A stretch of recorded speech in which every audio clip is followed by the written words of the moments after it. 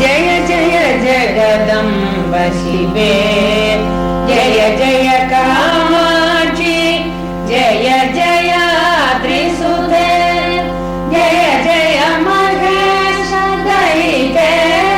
जय जय चिद्गगन कौमुदीधारे जय जय जगदम्ब शिवे जय जय कामाक्षी कारणपरचिद्रूपा काञ्चीपुरसेम्नि कामपीठगता काचन विहरति करुणा काश्मीरसभग कोमलाङ्गलता कञ्चन काञ्ची निलयं करधृतकोदण्डबाण श्रीनिवासं कडिलस्तनभरनम्रं कैवल्यानन्दगन्धमवलम्बे चिन्तिकफलपरिपोषण चिन्तामणिरेव काञ्चिनिलया मे चिरधर सुचरित सुलभा चित्तं शिशिरयतु चित्सुखाधारा कुटिलगजं कठिनकुचं कुञ्जस्मितकान्ति कुङ्कुमचायं कुरुते विहृतिं काञ्च्या कुलपर्वत सावभौमसर्वस्वं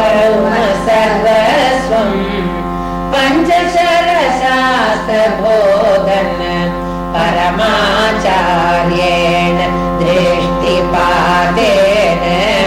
काञ्चीसीम्नि कुमारि काचन मोहयति कामजेदालं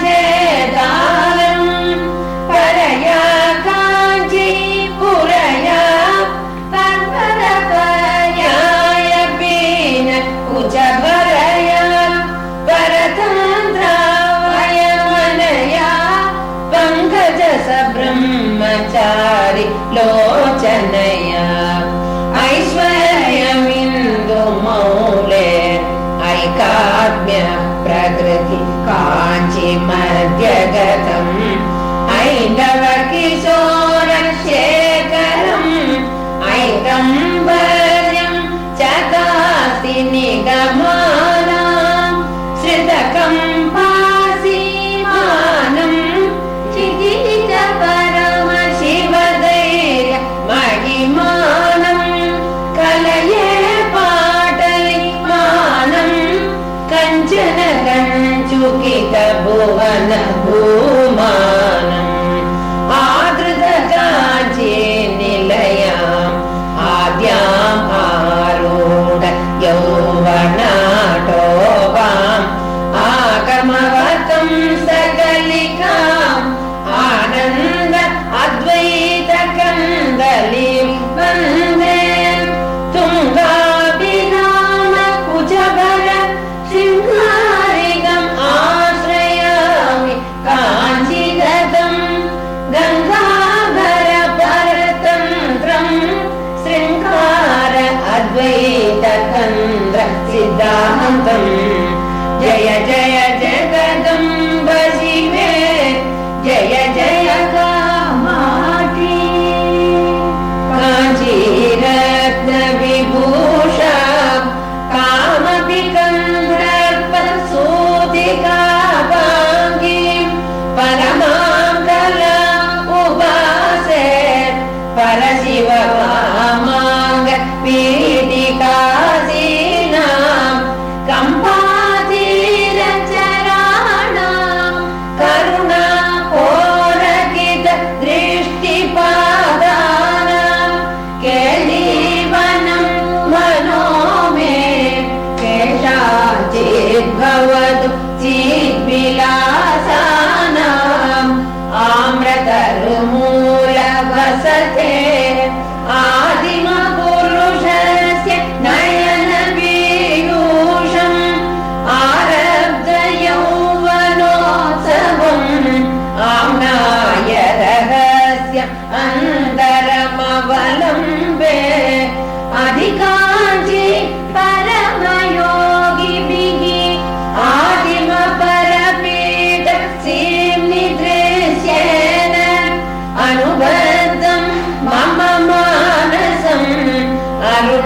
सर्वस्व सम्प्रदायेन अंकित शंकर देहाम् अंकुरितो रोज कंकणाश्लेषैः अधिकाञ्चि नित्य तरुणीम् अद्राक्षं काञ्चि अद्भुतां बालाम् मधुरधनुषा महीधरजनुषा नन्दामि सुरभिबाणजुषा चिद्वपुषा काञ्चीपुरे केलिजुषा बन्धु जीवकान्तिमुषा मधुरस्मितेन रमते मांसलकुचभार मन्दगमनेन मध्ये काञ्ची मनो मे मनसि च साम्राज्य गर्वबीजेन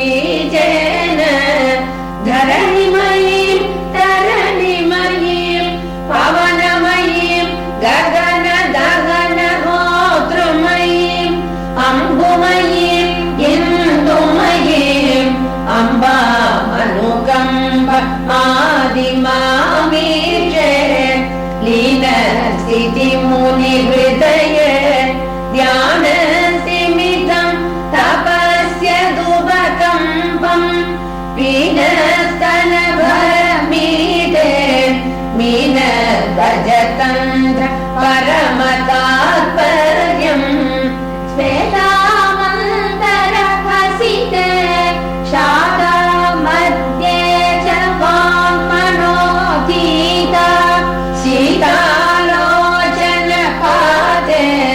स्फीता कुचसीम्नि शाश्वती माता जय जय जगदम्ब शिवे जय जय कामाक्षी पुरदर्कदानुकरवै पुरवैरिविमर्द पुलकितां ललतां पुनकीं काञ्चीदेशं पुष्पायुधवीर्य सरसपरिपाटीं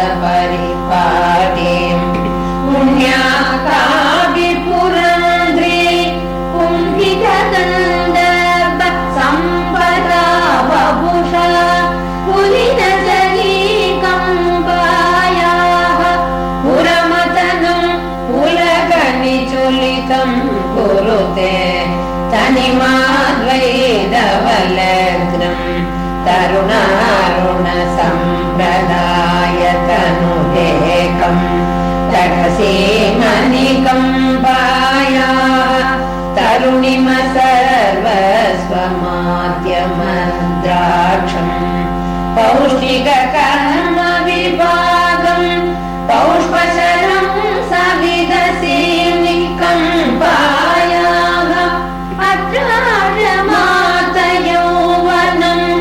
अभ्युदयं कञ्चिदशशिमौले संसृतकाञ्चीदेशे सरसिजदौर्भाग्य जाग्रतोत्तंसे संविन्मये विलीये सारस्वत पुरुषकारसाम्राज्ये मोदित मधुकर विशिखं स्वादिमसमुदाय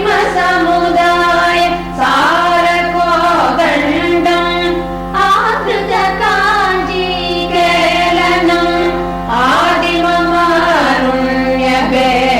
आदिममारुण्यभेदमाकलये पुररीकृत काञ्चीपुरीम् उपनिषदरविन्द कुहर मधुधारम् उन्नम्रस्तनकलशीम् उत्सवलहरीमुपास्महे शम्भोः येन शिशुदीर्घलोचनं येन परिपन्ति सन्ततं भजतां एकाम्रनादजीवितम् एवं पददूरमेकमवलम्ब्य स्मयमानमुखं काञ्चीमयमानं कमपि देवता भेदं स्मयमान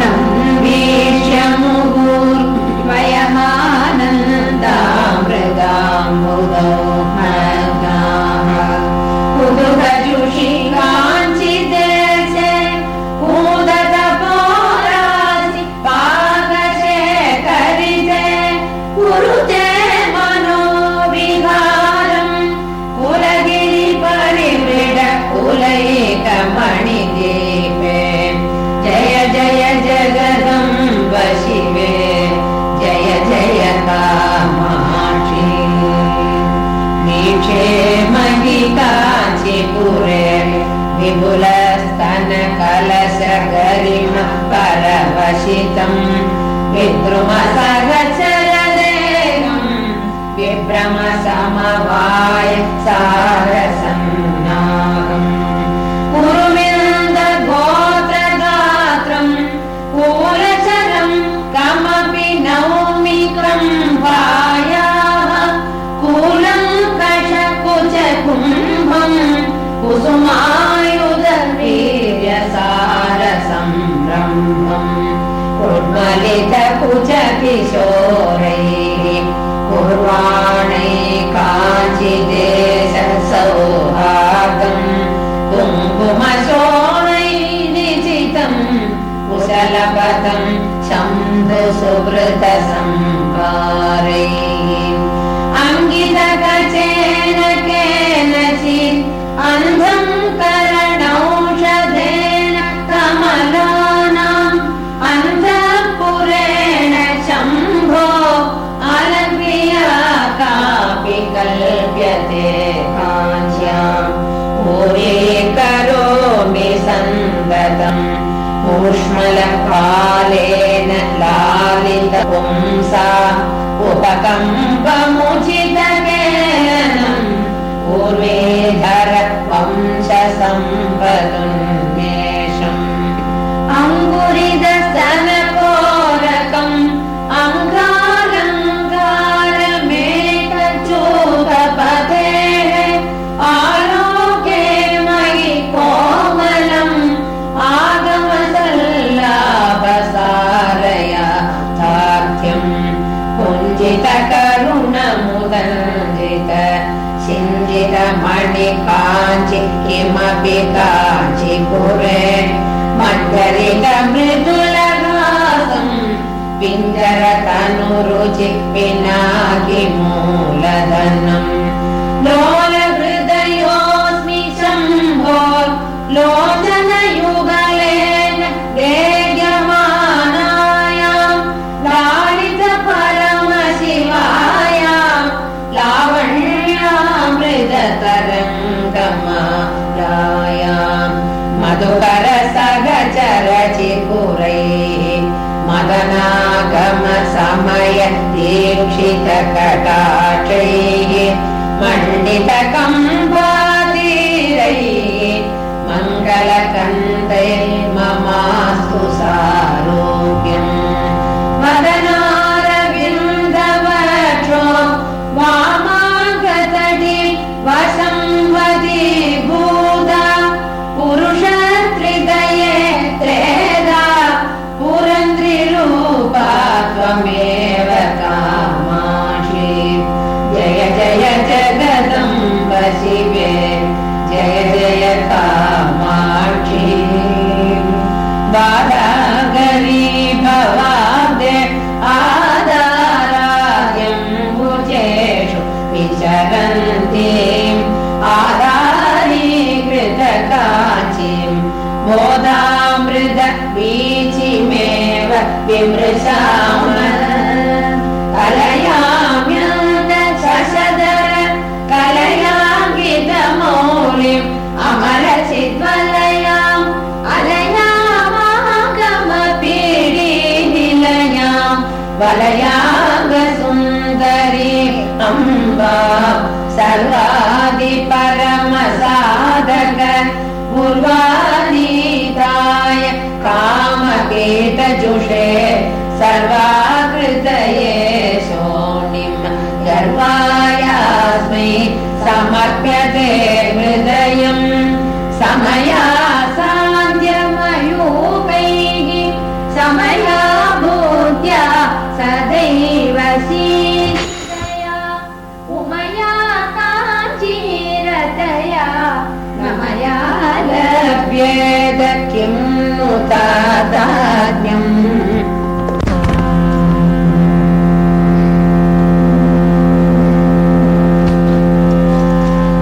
जन्दोस्तव पदपूजन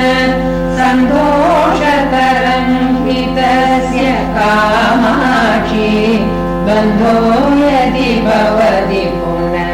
सिन्दूरम्बसुपं प्रमीदिशिला कुण्डलिकुमारि कुटिल चण्डि चराचर सवित्रि चामुण्डे मुनिनि गुहारिणि गुह्ये गुरुमूर्ते त्वां नमामि कामाक्षि अभिलाकृति विधाकृति अचिराकृतिरपि चिताकृतिर्मातः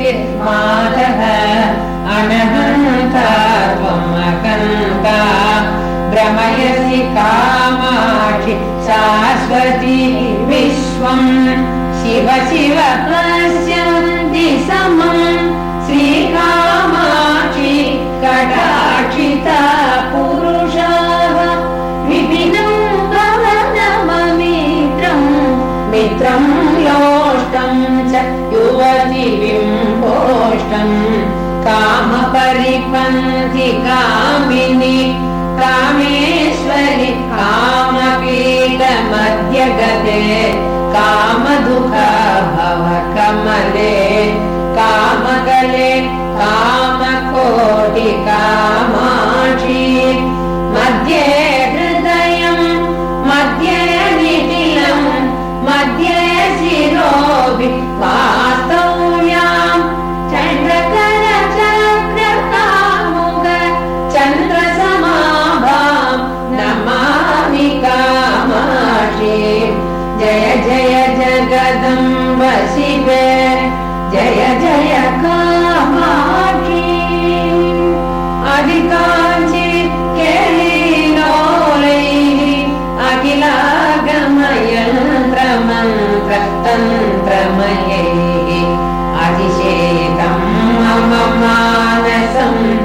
असमशरद्रोहि जीवनोपायैः नन्दति मम हृदि काचन मन्दिरयन्ति निरन्तरं काञ्चीम् इन्दुरविमण्डलकुचा बिन्दुवियनादपरिणता तरुणी सम्भारता सवर्णं सम्पादयितुं भवज्वरचिकित्सां लिम्बामि मनसि किञ्चन कम्पाकटरोगि सिद्धवैषद्यम् अनुमितकुचकाठिन्याम् अधिवर्षपीड अङ्गजन्मैवो आनन्दता भजेताम् अनन्त ब्रह्मतत्त्वबोधशिलाम् ऐशिशिपाशाङ्कुशधर हस्तान्तं विस्मयागवृत्तान्तम् अधिकाञ्चि निगमवाचां सिद्धान्तं शूलपाणिशुद्धान्तम्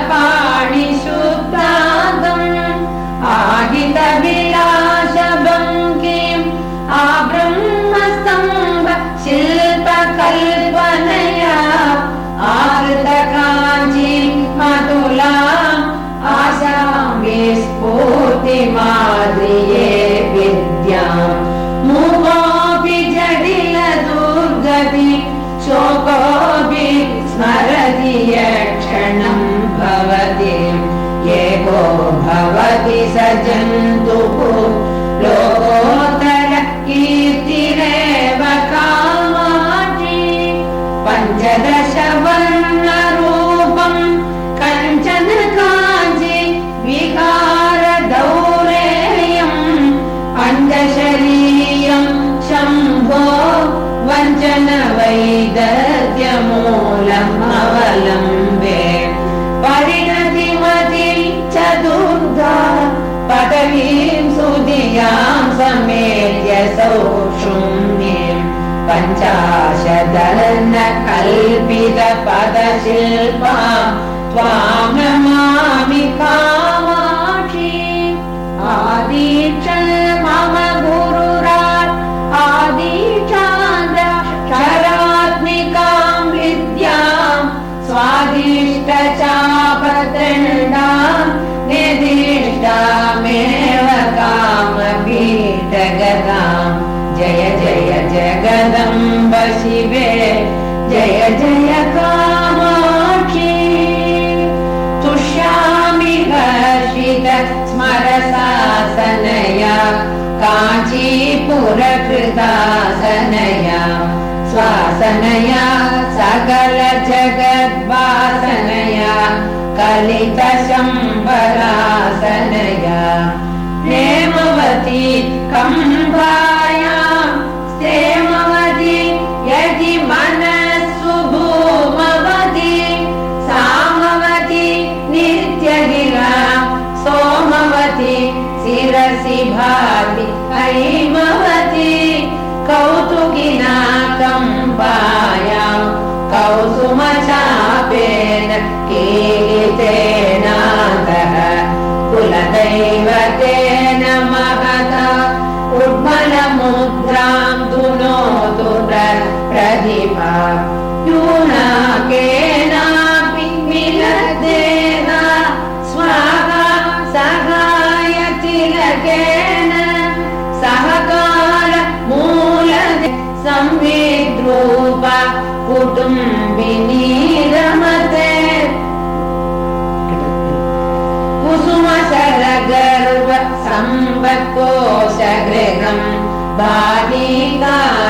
बालिकाचिदेशगतम् स्थापितमस्मिन् कथमपि गोपितमन्दर्मया मनोरत्नम् दग्धषड्वारण्यम् दरगलित कुसुम्ब संवृतारुण्यम् कलये नवतारुण्यम् कम्पातकसीम्नि किमपि कारुण्यम् अधिकाञ्चीवर्धमाना अतुलां करवाणि पालनामर्ष्णोः आनन्दभागभेदाम् अरुणिमपरिणाम् अगर्वपल्लविताम् बाणश्रेणिपाशकामुक वाणिमम् कमपि कामपीडगतम् येन धरकोणचूडम् शोणिमपरिपाकभेदमाकलये किं वा फलति ममान्यैः बिम्बादरचुम्बि मन्दहासमुखी सम्भादकरी तमसाम् अम्बा जागर्ति मनसि कामाक्षी मञ्चे सदा शिवमये परशिवमय ललित पौष्पपर्यङ्के अधिचक्रमध्यमास्ते कामाक्षी नाम किमपि मम भाग्यम् जय जय जगदम्ब शिवे जय जय कामाक्षी रक्षोऽस्मि कामपीडे दासिकया घनकृपाम्बुराशिकया श्रुतियुवति कुन्दली मणिमालिकया तुहिनशैलबालिकया लीये पुरहर जाये माये तव तरुण पल्लवच्छाये चरणे चन्द्राभरणे काञ्ची शरणे नराति संहरणे मूर्तिमति मुक्तिबीजे मुक्तिस्तबदित चकोर साम्राज्ये मोदित कम्पाकूले मुहुर्मुहुर्मनसि मोदिशास्माकम् वेदमयी नादमयी बिन्दुमयी परपदोद्यजन्दुमयी मन्त्रमयी तन्त्रमयी प्रकृतिमयी नौमि विश्वविकृतिमयी पुरमदन पुण्यकोटि पुञ्जित कविलोकसूक्ति रसघाटी मनसि मम कामकोटि विहरतु करुणा विपाक परिपाटे कुटिलं चटुलं मृदुलं मृदुलं अजनयन जगन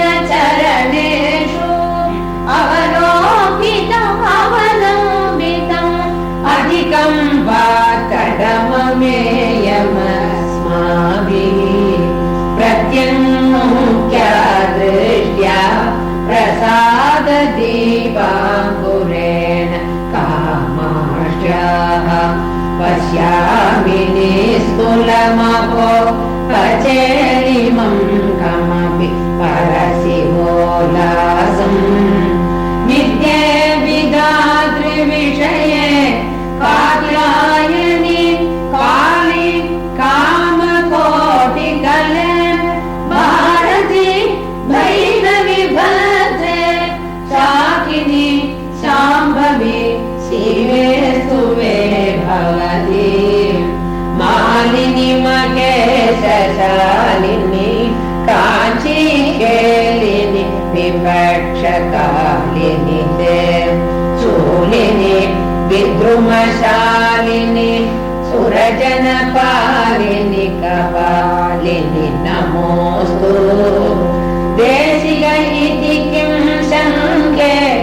तथाद्रि तवनु तरुणि मोमेषद कामादि शूलपाणे कामागम समययज्ञदीक्षायां जय जय जगदम्ब शिवे जय जय कामाक्षी वेदण्ड कुम्भडम्बर वैदण्डिक उजभरातमध्याय कुङ्कुमरुचे नमस्यां शङ्करनयनामृताय रचयामः अधिकाञ्चितमणिकाञ्चन काञ्चीं अधिकाञ्चि काञ्चितत्राटम् अवनतजनानुकम्पा अनुकम्पाकूल अस्मदनुकूल परिचितकम्पानीलं पर्वतराजन्य सुहृदसन्नादं परगुरुकृपया वीक्षे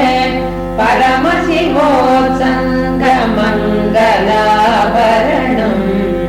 दग्धमदनस्य शम्भोः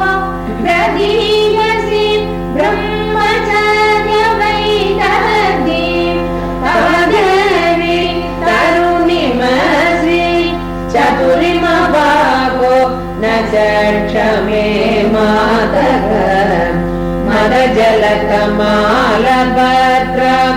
वसनितभद्र कराधृतग्रनीता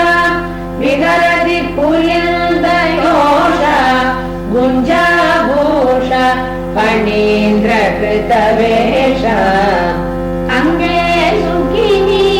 गीतकौतुकिनी परिसरजकायकिनी जयसि सविधे अम्बा भैरवमण्डलिनी श्रवसि शङ्खकुण्डलिनी प्रणत जनतापवर्ग ऋतबहुसर्ग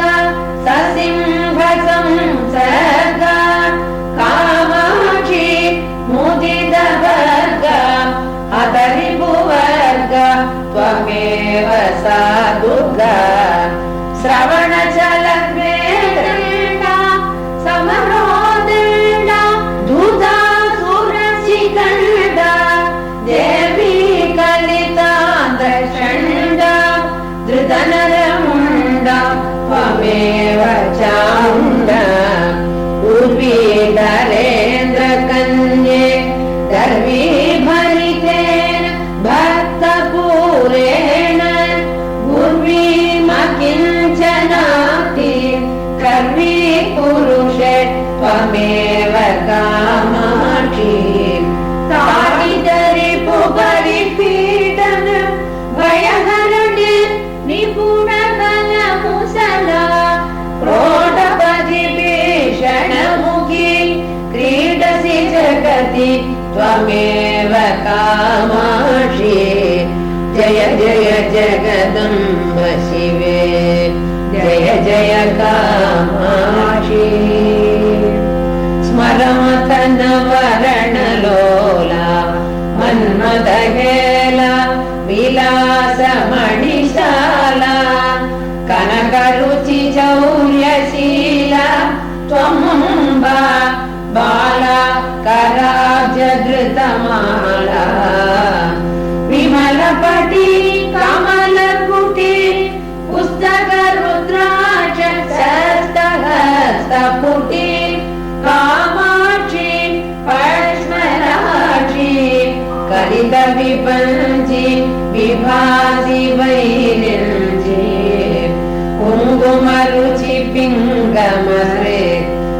नीलमुण्डालि मण्डितं मातः जयति तव रूपधेयं जपटपुस्तक वराभयकराब्जम् कनकमणिकलितभूषां कालाय सकलग शीलकान्तिकला कामाक्षि शीलये त्वां कपाल शूलाभिरामकरकमलां लोहितमपुञ्जमध्ये मोहितभुवने मुदा निरीक्षन्ते वदनं तव कुचयुगलं काञ्चीसीमां च केऽपि कामाक्षी जलधि विगुणित उत भगति सा दिनेश्वर कलाश्रीयदलैः नलिनैर्महेशी गच्छसि सर्वोत्तर कर कमलदलममलम् सत्कृतदेशिक शरणा सबीज निर्बीज योग निःश्रेण्यात् अपवर्ग सौधवलभीम् आरोहन्ति अम्बा केऽपि तव कृपया अन्तरभिबहिरभित्वं यद्दुतनेरन्धकान्तकृतगन्ते चिन्तितसन्तानवतां सन्ततमपि तन्तनीषि महिमानम् कलमञ्जुलवागनुमित कलपञ्जरगतशुक ग्रहौकण्ड्यात् अम्बारदनाम्बरं ते बिम्बफलं सम्बरारिणा न्यस्तम् जय जय जगदम्ब शिवे जय जय कामाक्षि जय जयाद्रिसुते जय जय महेश दयिते जय जय चित्रघन कौमुदीधारे आर्या शतकं भक्त्या पठतामार्य कटाक्षेण निस्सरति वदन कमला वाणी पीयूष धोरणी दिव्या जय जय जगदम्ब शिवे जय जय जगदम्ब शिवे जय जय